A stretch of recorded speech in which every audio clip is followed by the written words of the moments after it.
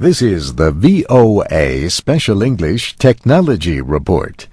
New research shows that sexting is not as common among young people as earlier findings suggested.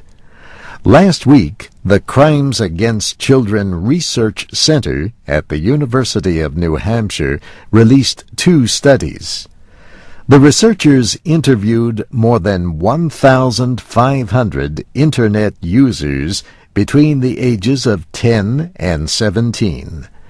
Just 2.5% of them said they had either sent or received naked pictures over their mobile phones or the Internet. Earlier surveys had suggested that as many as 20% of teens were involved in such activities.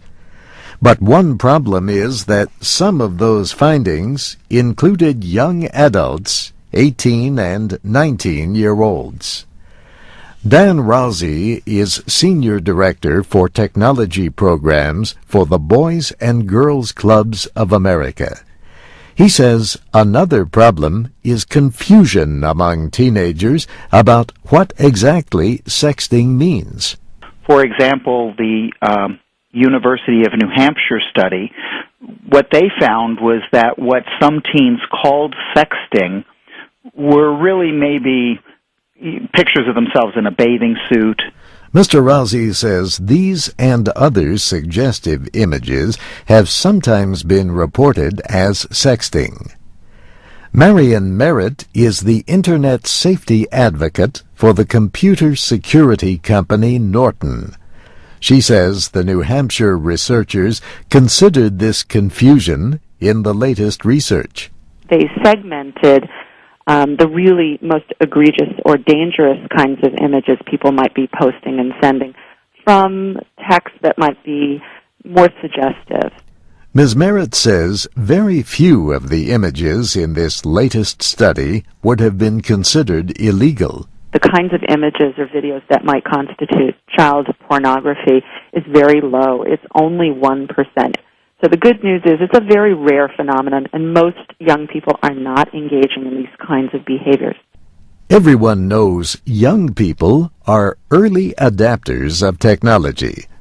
Dan Rauzi says their experimentation often raises concerns with adults, like the recent fears about sexting, but also has another effect.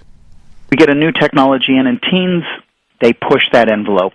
And in some ways, as a society, help us see all of the possibilities with new technologies as well. The new study appeared in the journal Pediatrics. In a second study, the New Hampshire researchers found that very few sexting cases investigated by police led to arrests. Marian Merritt is glad about that. The other bit of good news is that over the last several years, we've seen law enforcement across the country start to take a more modulated approach and not going for full enforcement of, a mistake, a momentary lapse in judgment from young people who don't understand the power of the images they may be sharing. And that's the VOA Special English Technology Report, written by June Sims. Next week, we'll talk more about teens and technology, including a practice known as cyberbaiting. I'm Steve Ember.